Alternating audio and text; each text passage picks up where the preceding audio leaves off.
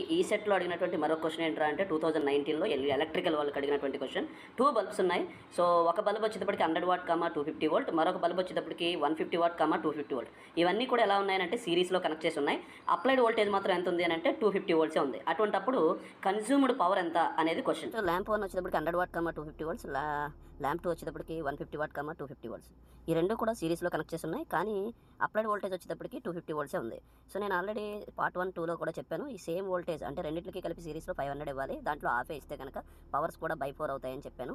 ఒకేలాంటివి అయితే కనుక, వేరు అయితే కనుక మీరు by applying PT is equal to P1 into P2 by P1 plus P2 అని ఒక ఫార్ములా అప్లై చేయండి. సో తనకు ఎంత వోల్టేజ్ కావాలో అంత వోల్టేజ్ ఇవ్వలేనప్పుడు పవర్స్ని ఏం చేస్తారు అంటే రెసిస్టెన్స్ ప్యారలల్ ఫార్ములా యూజ్ చేయండి. So like for example 100 into 150 divided by 100 plus 150 is called as 250. So ఇప్పుడు ఇది క్యాన్సిలేషన్ చేస్తే 4 ఇంటూ 15 అవుతుంది. 4 into 15 is called as 60 what. So this is the